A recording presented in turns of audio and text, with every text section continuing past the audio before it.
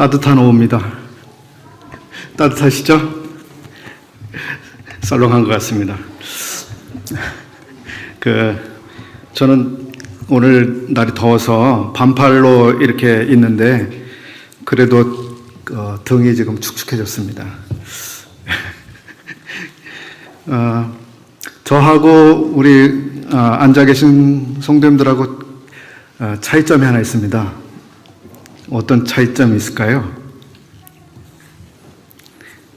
예, 마스크를 쓴 사람과 마스크를 벗은 사람. 예, 속히 모든 분들이 마스크를 다 이제 벗으시는 때가 빨리 왔으면 좋겠습니다. 날은 더워지고 많이 좀 답답하실 것 같습니다.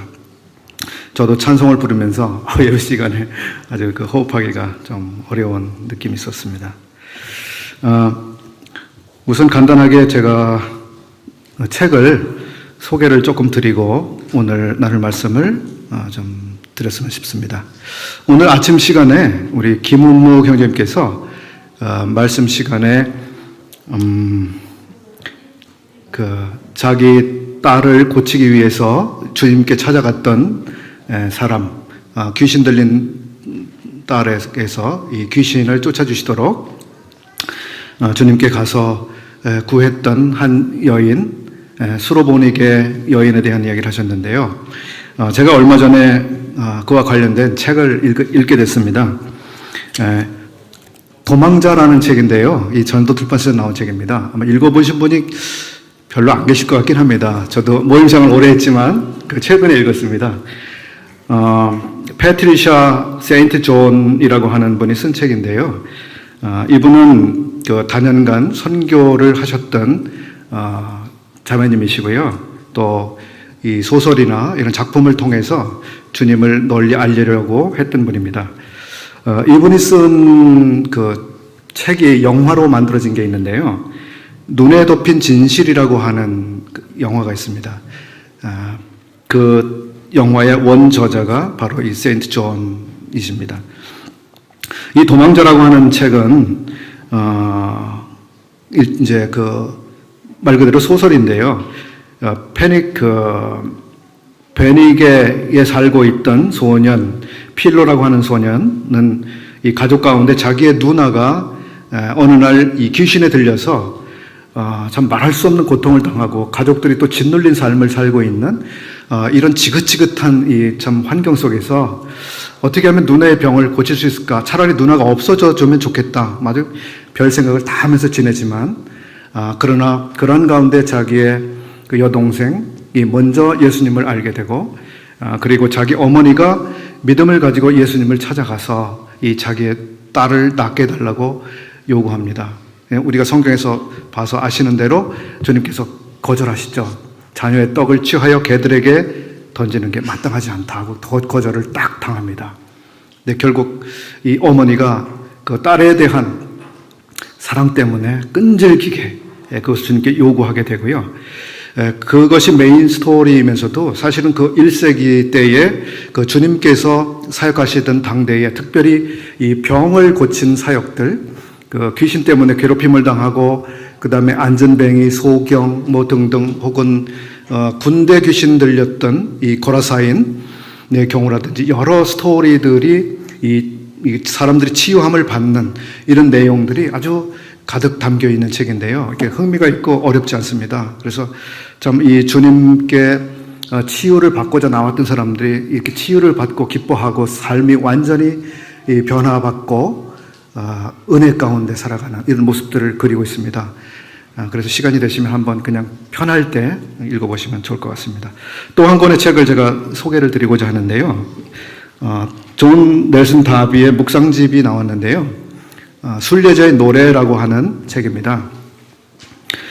이 책은 그 존 넬슨 다비의 여러 저작들, 거기에는 뭐 설교문도 있고요, 성경 연구한 내용도 있고요, 일기도 있고 편지도 있는데 이 각양의 그분의 저작 가운데서 이것을 주제별로 발췌를 해서 1년 52주 동안 읽을 수 있는 주제별로 분류를 해서 재편집한 책입니다. 굉장히 보신 분들이 너무 기뻐하고 아주 꼭 한번 읽어보고 싶다고 말씀들을 하고 계시고요. 어느 지역교회에서는 그 사역하시는 분이 한번 읽으시고 지방에 어느 작은 교회인데요. 20권을 한 번에 주문해서 또 가져가시기도 했다고 합니다. 이 책은 태국에서 선교하고 있는 문영관 형제님이 번역을 했습니다. 그래서 한번 묵상하시고 도움을 받으시면 좋겠습니다. 오늘 우리 성도님들과 함께 제가 나누고자 하는 말씀은 종종입니다. 종종. 종종? 자주? 그 종종은 아니고요. 종말의 시대와 종. 그래서 앞 글자, 끝에 글자를 생각해서 종종. 기억하시기 좋을 것 같습니다. 종말의 시대에 주님이 기대하시는 종의 모습에 대해서 주님이 주시는 대로 은혜를 나누겠습니다. 구약 성경과 신약 성경 안에는 다양한 종들의 모습을 우리가 만나볼 수 있습니다. 구약 성경 안에서 이 하나님의 종의 모습은 때때로 지도자로, 예를 들어서 모세가 있겠죠. 또는 왕으로 다윗과 같은 사람이 있겠고요. 혹은 선지자, 예를 들어 이사야 혹은 다니엘, 일단 하나님의 종들이셨죠. 그리고 또 하나님의 소명을 따라 세움을 받은 이 공적인 직분자, 이 개인들이 있기도 합니다. 예를 들어서 누가 있을까요? 고레스 같은 사람이 있을 수 있겠죠. 혹은 개인의 일상적인 삶을 살고 있지만 그러나 하나님께서 자기의 종이라고 말한 이런 종들도 있었습니다. 욥 같은 경우가 아마 그런 데 해당이 됩니다. 그가 하나님을 위해서 특별한 사명을 가지고 어떠한 완수해야 될 이런 것이 있지는 않았지만 그 일상의 삶 안에서 여러 가지 부딪혀오는 고난 가운데 그가 어떻게 하나님을 경외하고 순전함을 지키는 그런 삶을 살았는지, 또 하나님의 시간까지 인내하면서 그렇게 지냈는지에 대한 이런 부분을 우리들이 보게 되는데요. 하나님의 종으로서의 좋은 모습들이라고 생각됩니다. 그런가 하면 구약에서 하나님의 종이라고 하면 이러한 개인들을 일컫기도 하지만 이스라엘 민족 전체를 일컬어서 하나님의 종이라고 표현하기도 했습니다. 이스라엘 자손은 나의 종들이 됨이라. 레위기 25장 말씀입니다. 하나님께서는 참 위대한 종들을 두셨는데요. 그러나 더 놀라운 것은 위대한 종들을 두신 더 위대하신 하나님, 이것이 더 저희들에게 참 집중돼야 마땅할 것 같습니다. 하나님께서 하나님의 계획을 성취해 나가시기 위해서 그때마다 종들을 부르셨습니다. 잘 아시죠?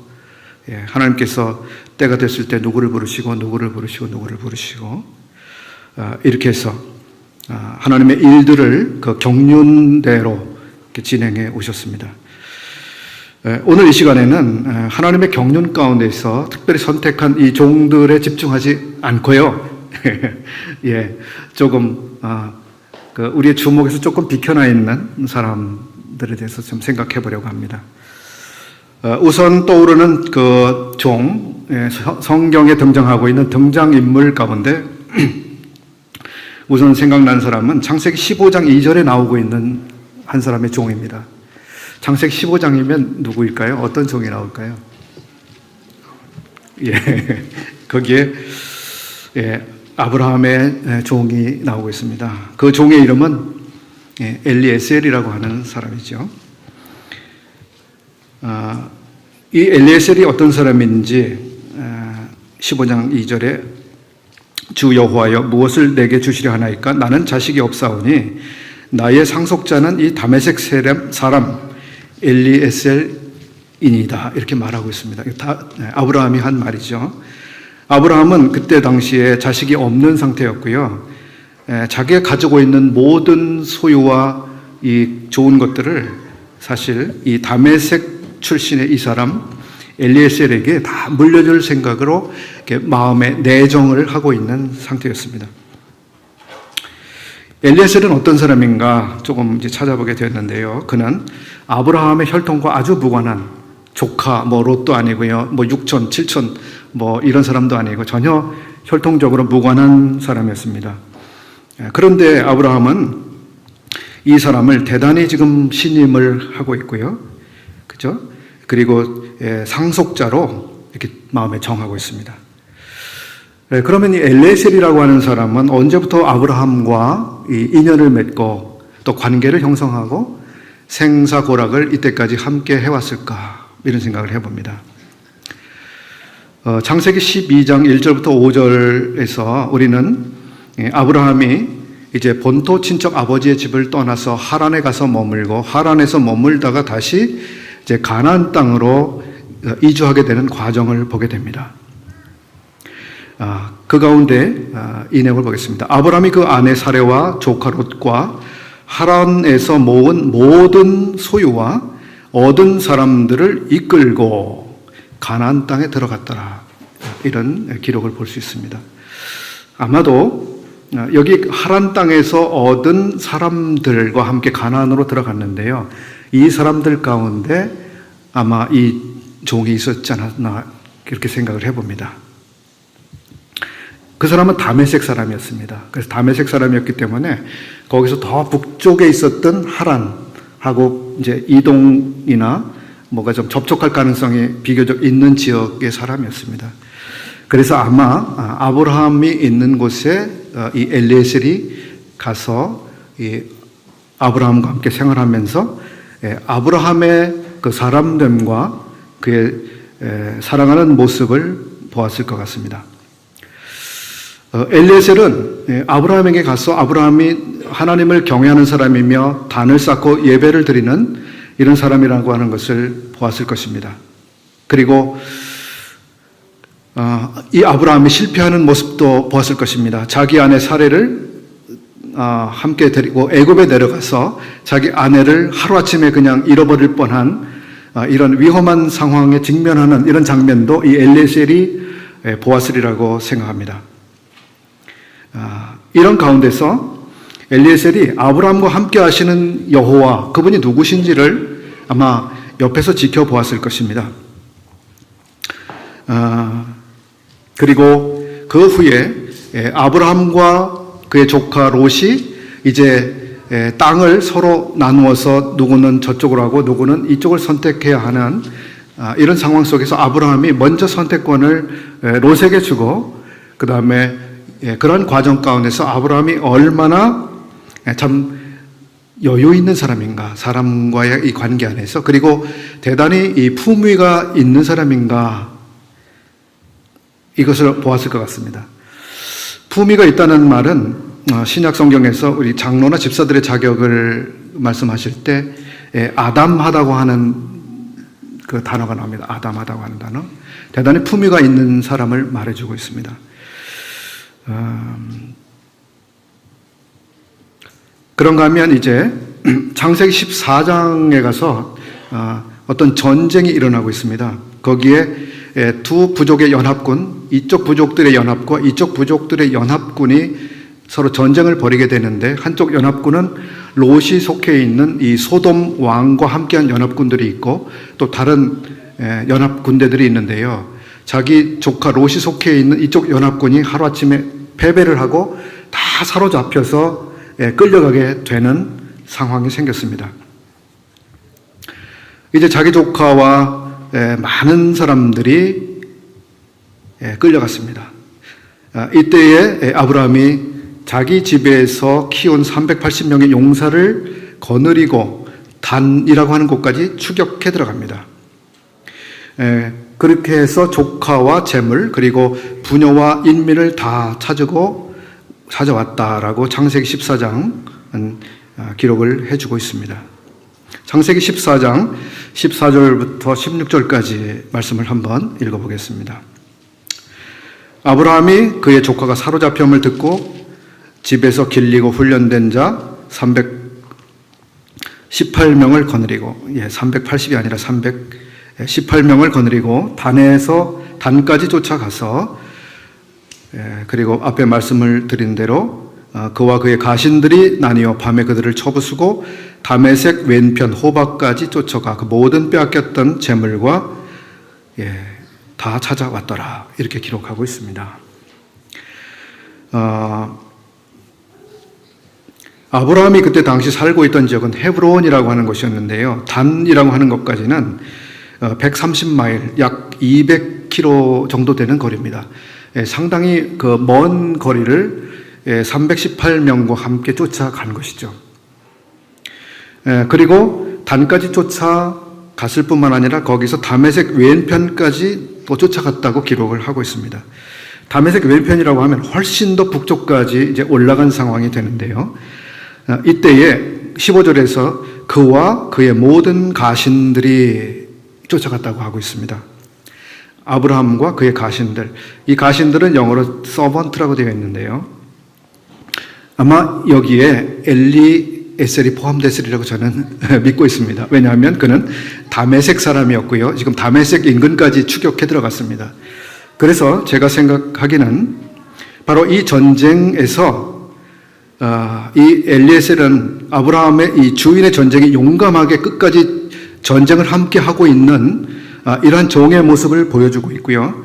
특히 그는 다메섹 사람이었기 때문에 다메섹이라고 하는 지역에서 전투하는 일에 있어서 이 지리적 정보를 잘 활용할 수 있는 그런 식견을 가지고 이 주인인 아브라함을 유익하게 했을 거라는 생각을 합니다. 자, 이런 일 때문에 두 사람의 관계는 훨씬 더 신뢰가 깊어지게 되는 관계를 형성했다고 이제 그림을 제 나름대로 그려 봅니다. 이제 75세가 넘은 아브라함은 자기 후사로 이 사람을 생각을 하는 정도가 됐습니다. 저는 룻과 나오미 이야기를 잠깐 떠올렸는데요. 거기에도 하나님의 가족이 있고요. 그 다음에 이방 여인이었지만 지금 하나님의 가족 안으로 들어온 사람의 이야기가 나오고 있습니다.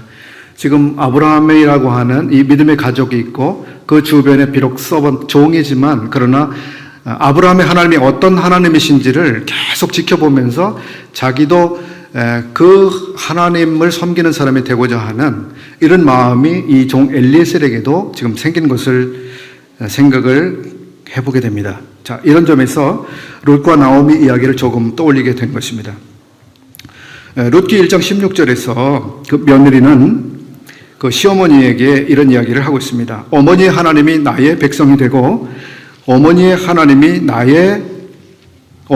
백성이 나의 백성이 되고 어머니의 하나님이 나의 하나님이 되시리니 이런 이야기를 합니다. 즉, 이 며느리 모압 여자 룻은 이 어머니와 함께 된 이 백성들 가운데 한 사람이 되기를 마음에 소망하고 있습니다. 그것을 참 꿈꾸고 있는 사람이죠. 그리고 어머니가 섬기고 있는 그 하나님, 그리고 어머니와 함께 하시는 그 하나님을 자기도 섬기고 어머니가 섬기는 그 하나님과 함께 자기도 섬기길 원하는 그런 마음이 이제 가득 그 마음에 차 있는 상태라고 하는 것을 볼 수 있습니다. 저는 이 룻의 이 이야기가, 이 고백이 이 성경에서 고백하고 있는 많은 고백들 가운데 너무 멋지고 아름다운 고백이라고 생각이 됩니다.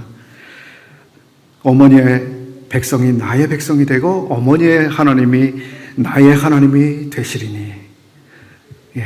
얼마나 놀라운 고백인지요. 이 고백을 하나님도 듣고 계셨을 겁니다. 주님께서는 이제 부활하시고 승천하시기 직전에 마리아를 만나셔서 그 이야기를 하셨습니다.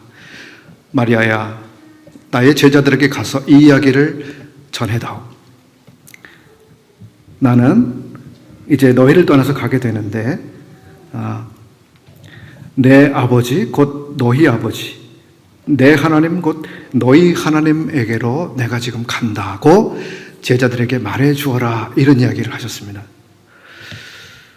제자들에게 있어서 하나님은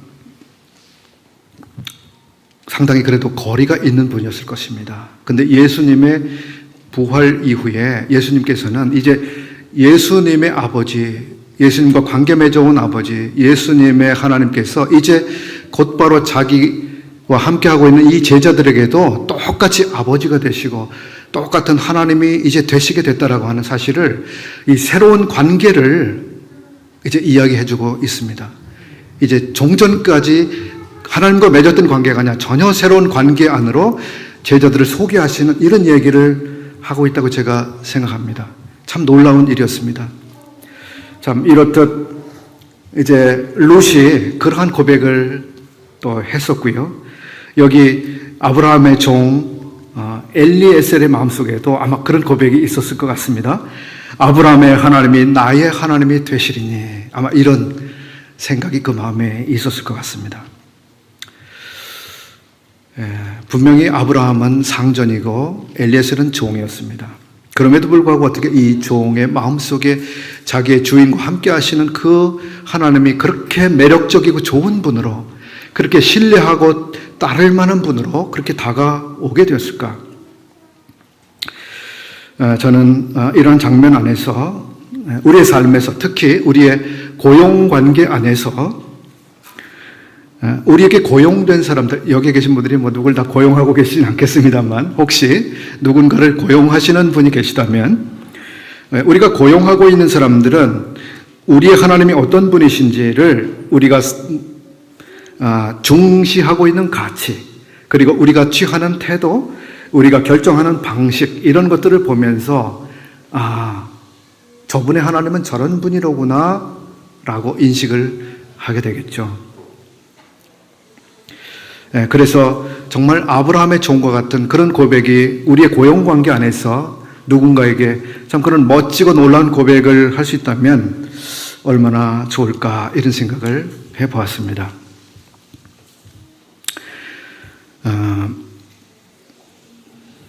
아브라함의 종, 이 엘리에셀의 면모, 그는 신앙인인가? 신앙인인가요? 하나님을 신뢰했나요? 하나님을 경외했나요? 그를 의지했나요? 이 엘리에셀의 이야기는 제가 창작한 허무맹랑한 이야기가 아닙니다. 이제 그 사람의 신앙의 일면이 창세기 24장에서 발견이 되고 있습니다. 24장을 열어서 한번 쭉 따라와 주시기 바랍니다. 24장 2절에서 보게 되면 우리는 자기 집 모든 소유를 맡은 늙은 종이 등장합니다. 이 사람이 바로 아브라함이 그렇게 신뢰하고 있는 종 엘리에셀이죠. 아브라함은 그를 충분히 지금 신임하고 있습니다. 자기 집의 모든 소유를 관리하도록 이제 맡길 만큼 그렇게 신뢰하고 있었죠.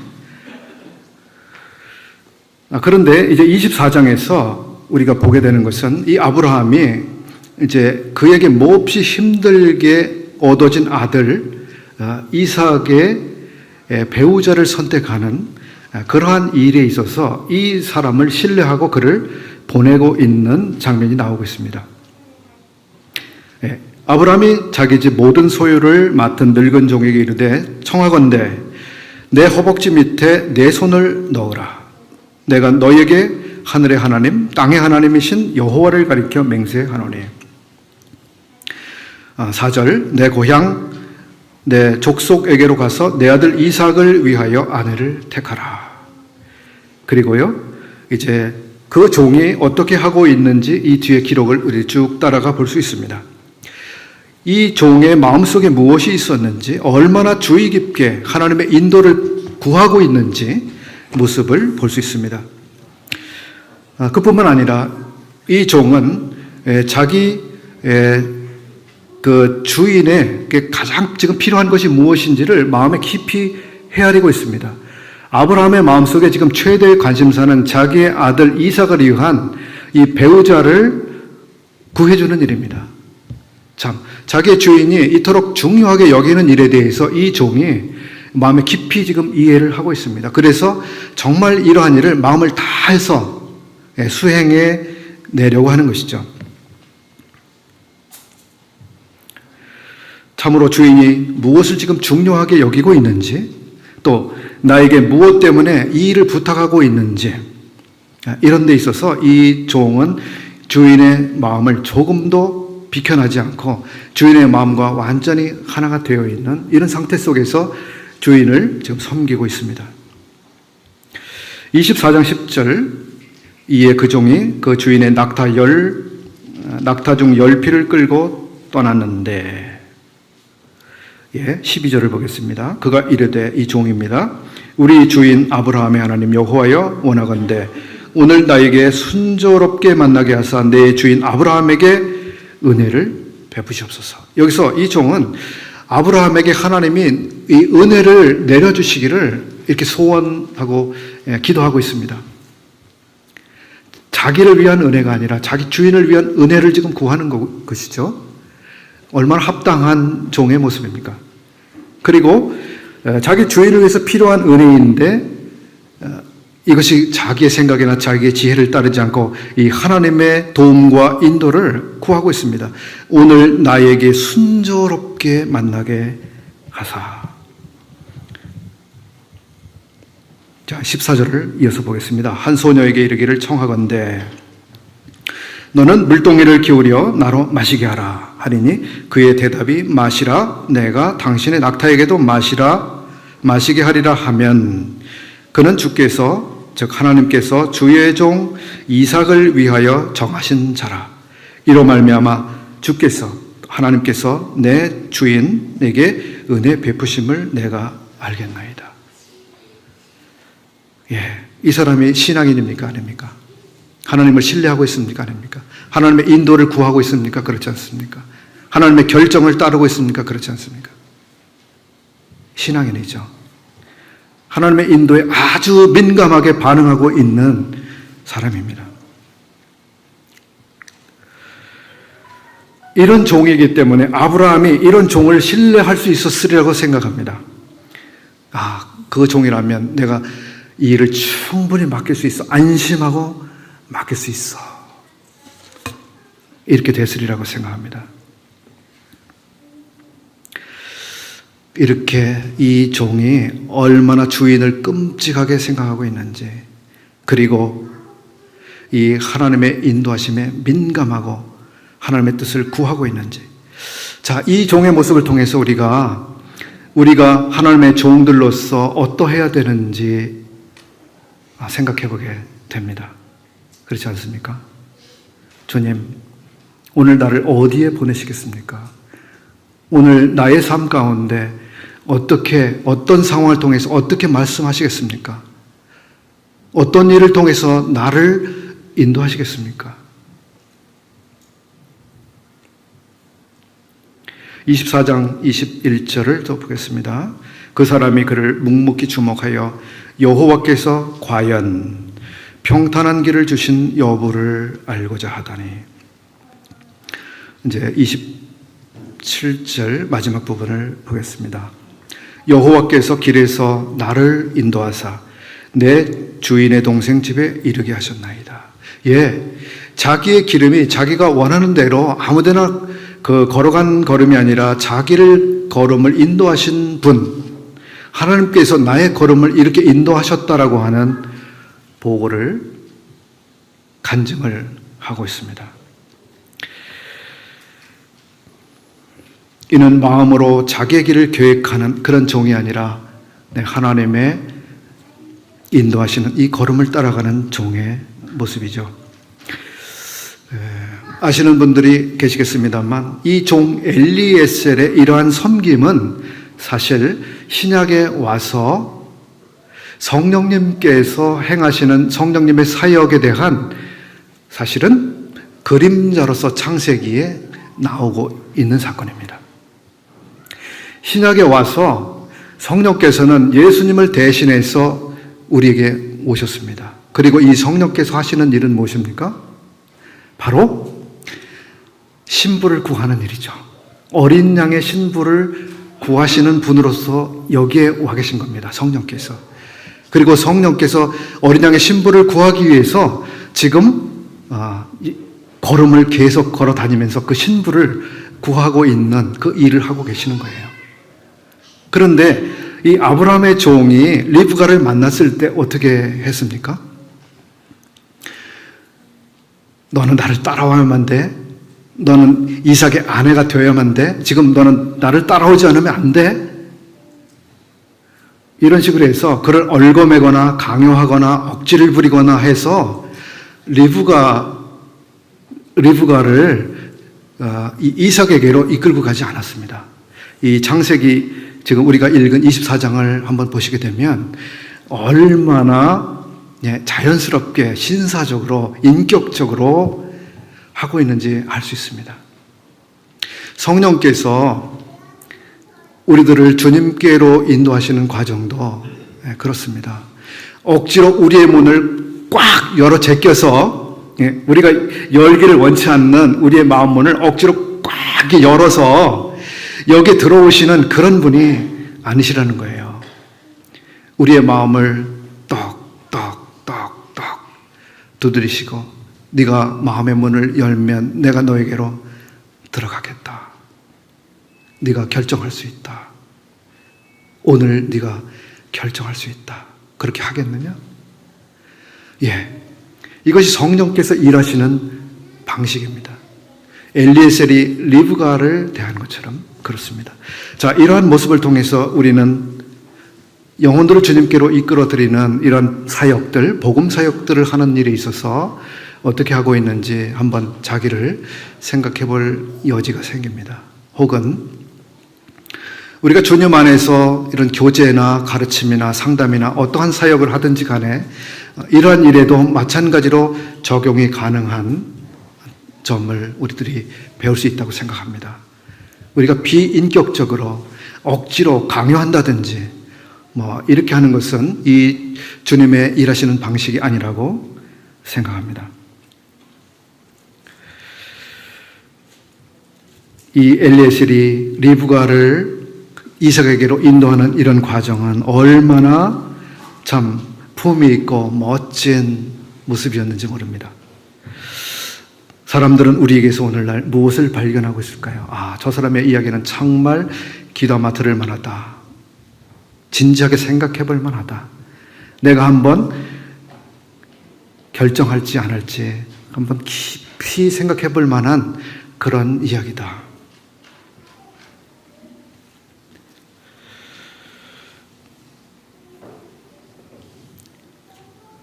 우리는 창세기 24장의 끝이 얼마나 아름답게 마감되는지 성경을 통해서 볼 수 있습니다. 리브가를 데리고 이삭에게로 가서 이삭에게 이 아내를 소개하고 연결해 줍니다. 그 이삭이 아름다운 가정을 이루게 되는 이런 모습을 우리가 아주 멋진 그림을 보면서 이야기가 맞춰지는 것을 볼 수 있습니다. 이후로 이 종 엘리에셀은 이제 이 등장인물에서 무대 뒤로 사라집니다. 그 뒤에 제가 생각하게 된 종은 열왕기하 5장에 나오고 있는 또 한 사람의 종입니다. 얼른 생각나시는 인물이 있으신가요? 열왕기하 5장에서 거기에는 게하시라고 하는 종이 나옵니다. 게하시.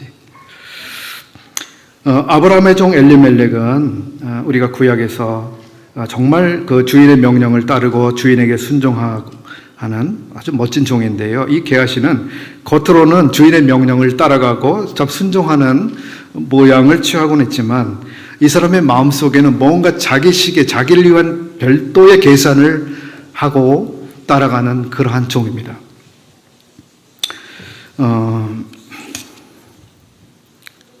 열왕기하 5장을 한번 열어주시겠습니까? 열왕기하 5장 20절 이하를 좀 보겠습니다. 하나님의 사람 엘리사의 사환 게하시가 스스로 이르되 내 주인이 이 사람 나아만에게 면하여 주고 그가 가지고 온 것을 그의 손에서 받지 아니하였도다. 나아만의 문둥병을 고쳐주었는데요. 이 나아만이 뭔가 이렇게 큰 것을 살해하기를 원했지만 엘리사가 그것을 거절해 사양을 했습니다. 이것이 이 게하시는 너무 아까웠던 것이죠. 그래서 일어난 일입니다. 내가 그를 쫓아가서 무엇이든지 그에게서 받으리라 하고 나아만의 뒤를 쫓아가니 그가 이르되 평안하나이다. 우리 주님께서 나를 보내시며 말씀하시기를 보낸 일이 없는데 자기를 보냈다고 지금 말하고 있습니다. 그러면서 이제 자기식의 요구를 이렇게 전달을 하고 있습니다. 지금 선지자 중에 제자 중에 두 청년이 에브라임 산지에서부터 내게로 왔으니 청하건대 당신은 그들에게 은 1달란트와 옷 2벌을 주라 하셨습니다. 자, 이렇게 자기를 보내서 지금 나아만에게 전달하라고 했다는 형식으로 지금 이야기하고 있습니다. 자, 이렇게 해서 무언가를 받아가지고 그가 돌아가지요. 자, 24절. 언덕에 이르러서는 게하시가 그 물건을 두 사환의 손에서 받아 집에 감추고 그들을 보내 가게 한 다음 들어가 그 주인 앞에 서니 엘리사가 이르되 게하시야 내가 어디서 오느냐 하니 대답하되 당신의 종이 아무 데도 가지 아니하였나이다. 예, 대단한 사람입니다. 자, 이렇게 해가지고요, 이 사람은 이제 하루 아침에 나병이 발하게 됐습니다. 나만에게 발했던 문둥병이 이제 게하시에게 걸리고 말았습니다. 우리는 이 게하시의 행동을 통해서 이 사람은 온갖 그 불법으로 가득 차 있는 사람 같아요. 사기, 착복, 증거인멸, 배임, 그리고 횡령, 뭐 등등 수많은 죄에 해당이 될 텐데요. 불법으로 얼룩져 있는 사람입니다. 근데 이 사람의 모습을 통해서 우리가 조금 교훈받을 수 있는 것이, 우리는 하나님을 섬기는 일에 있어서 어떤 마음으로 섬기는가. 특별히 주님께서는 디모데전서 3장 8절과 디도서 1장 7절과 11절 같은 곳을 통해서 이 하나님의 일꾼들은 더러운 이익을 취하려고 하는 그러한 동기가 있어서 일을 하면 안 된다. 이걸 경계하셨습니다. 이 게하시는 이 거룩한 이 선지자와 함께 그를 도와서 일하는 종이었는데요. 그런 더러운 이익을 마음에 계산하면서 뭔가 바라고, 그리고 그게 되지 않자 자기 식대로 접근해서 뭔가를 챙겨오는 이런 종이었습니다. 세 번째, 이제 신약 성경에서 생각된 종들의 모습이 있습니다. 특별히 종말의 시기와 관련해서 생각을 해보겠습니다. 신약 성경 안에서 보여주신 이 종들의 모습을 통해서 우리가 교훈받는 것은 칭찬받는 종의 모습입니다. 그리고 지혜로운 종의 모습. 그런가 하면 책망받고 있는 종의 모습을 볼 수 있습니다. 마태복음 24장 37절 이하에서 우리가 한 종의 모습을 볼 수 있습니다. 노아의 때와 같이 인자의 임함도 그러하리라. 그러고요, 42절. 그러므로 깨어있으라. 어느 날에 너희 주가 임할는지 너희가 알지 못함이니라. 45절. 충성되고 지혜 있는 종이 되어 주인에게 그 집 사람들을 맡아. 그리고 46절 보겠습니다. 주인이 올 때에 그 종이 이렇게 하는 것을 보면 그 종이 복이 있으리로다. 내가 진실로 너희에게 이르노니 주인이 그 모든 소유를 그에게 맡기리라. 모든 소유를 그에게 맡기리라. 엘리에셀에게 아브라함이 모든 소유를 맡기려고 했던 것처럼 이렇게 신뢰받는 하나님의 종들에게 주님께서 그 모든 소유를 맡기시겠다고 하시는데요. 특별히 이 마지막 때에 깨어서 충성스럽게 이 주님을 섬기는 종들에게 약속하고 있습니다. 물론 이 구절은 이제 환란 시대에 해당되는 그런 내용이긴 합니다만, 이 종의 도에 대한 교훈적 측면에서 우리에게 비침이 되는 면이 있어서 교제하고 있습니다. 여기 마태복음 24장, 여기에 이 놀라운 약속을 받고 있는 사람들이 있습니다. 이 사람들은 자기의 주인께서 자기의 집으로 돌아올 것이라고 하는 그 약속을 잊어버리지 않고 있는 사람입니다. 그리고 그 주인이 돌아왔을 때 자기에게 책임이 있다고 하는 사실을 계속 기억하고 있는 사람들입니다. 그래서 그는 성실하게 책임을 다하고 있죠. 이 반대의 모습이 48절 밑에 나오고 있는데요.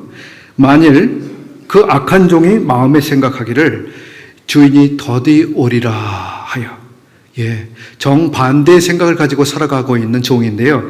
이 종을 일컬어서 악한 종이라고 지금 말씀하고 있습니다.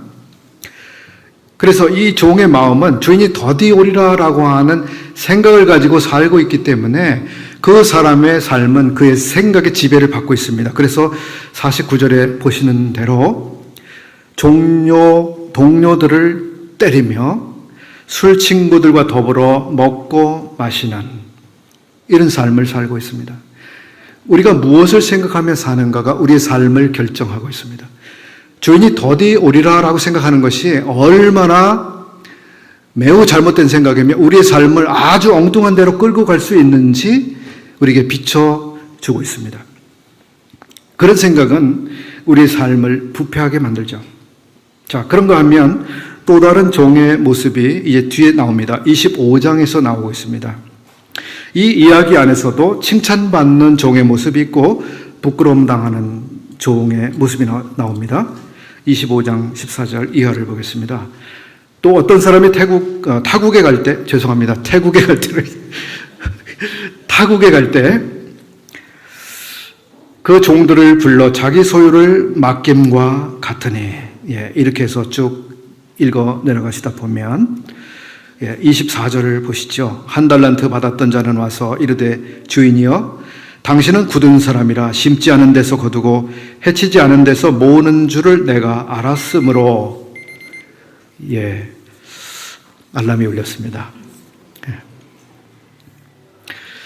26절 보겠습니다. 그 주인이 대답하여 이르되 악하고 게으른 종아 나는 심지 않은 데서 거두고 해치지 않은 데서 모으는 줄로 알았느냐. 여기 부끄러움 당하고 있는 종은 하나님에 대해서 그릇된 생각을 가지고 있습니다. 이 종이 하나님에 대해 생각하는 것은 무엇입니까? 종이 돌아올 것이라고 하는 생각을 하느냐 않느냐, 그런 관점보다도 지금 25장에서는 이 하나님께서는 심지 않은 데서도 얼마든지 과일을 수확할 수 있고 씨를 뿌리지 않았는데도 얼마든지 곡물을 수확할 수 있다라고 하는 생각을 가지고 살고 있는 종이었습니다. 하나님에 대한 아주 잘못된 이해를 가지고 살고 있었습니다. 자, 우리가 살고 있는 이 마지막 시대, 우리가 지금 무엇을 심어야 하는지, 우리가 무엇을 지금 뿌려야 하는지, 이런 일에 우리의 관심을 되새겨야 하는 이 시대를 우리가 살아가고 있습니다. 주님은 심지 않은 데서 거두는 하나님이 아니시라고 하는 것을 우리가 분명히 알고 지나가야 하는 것이죠. 그리고 오늘이라 일컫는 동안 우리가 무엇을 생각하면서 살아갈 것인가? 시간이 제가 40분을 딱 세팅했는데요. 조금만 더 사용하겠습니다. 죄송합니다. 오늘 우리가 무엇을 심을 것인가, 무엇을 뿌릴 것인가. 유명한 철학자 스피노자의 이야기는 모든 분들이 아실 거예요. 스피노자. 그 철학자가 했던 말 중에 자주 회자되는 이야기인데요. 내일 이 지구에 종말이 올지라도 나는 한 그루의 사과나무를 오늘 심을 것입니다. 심겠다. 참 멋진 말이죠. 얼마나 성실한 태도입니까? 자기 삶에 대해서 책임을 다하겠다. 얼마나 멋진 생각을 가지고 살고 있는 사람입니까? 그럼에도 불구하고 이 철학자가 한 말은 우리와 충분한 공감이 일어나지 않습니다. 사실 스피노자는 범신론자였습니다. 범신론자 아시죠? 그는 하나님을 아는 사람, 하나님을 신뢰하는 사람이 아니었습니다. 그래서 그 사람은 한 사람의 사회인으로서 자기 삶에 대한 책임과 성실성을 가지고 살아가겠다고 하는 이야기를 했지만, 그러나 우리가 살펴본 대로 아브라함의 종처럼, 그리고 마태복음에서 우리가 발견한 이 종들의 모습처럼 그 주인 앞에서 성실한 삶을 살겠다고 하는 이런 측면이 아니라 자기 자신에 대해서 성실하겠다고 하는 매우 다른 기준을 가지고 이 성실의 척도를 삼고 살아가고 있습니다. 우리에게 요구되고 있는 책임과 성실은 우리 자신에 대한 기준에서가 아니라 우리를 선택하신 분, 우리의 주님 앞에서 우리가 어떠한 책임과 성실성을 가지고 이 마지막 시대를 살아갈 것인가, 이런 점에서 우리의 오늘을 생각해야 된다고 믿습니다. 오늘 우리는 여러 종들의 모습을 살펴봤습니다. 주인의 마음을 깊이 이해하는 종이 있었습니다. 그런가 하면 주인의 지위를 자기가 이용해서 중간에서 자기 배를 채우려고 하는 이런 잘못된 종의 모습도 봤습니다. 주인께서 다시 집에 돌아온다고 하는 약속을 했었지만 이것을 완전히 무시하고 현실에 몰입되어 있는 이런 종의 모습도 봤습니다. 또 그런가 하면 하나님께서는 종들의 수고를 분명히 사용하신다고 하는 이런 사실을 망각하고 아무런 주님을 위한 수고도 하지 않는 이 종의 그릇된 생각에 대해서도 오늘 생각해 봤습니다. 주님의 시간, 약속하신 시간이 점점 다가오고 있습니다. 이번 코로나 상황을 통해서 주님의 시간이 훨씬 더 가깝게 우리에게 와 있다고 하는 것을 우리의 몸으로 다 느끼셨으리라 생각합니다. 이제 우리 앞에 닥쳐오고 있는 이 마지막 시간을 이 매일매일 우리가 어떻게 살아갈 것인가, 특별히 종으로 부름받은 우리가 우리의 주인 앞에서 어떻게 살아갈 것인가 깊이 고민해 보시는 이런 시간들이 되시기를 바랍니다. 함께 해주셔서 감사합니다.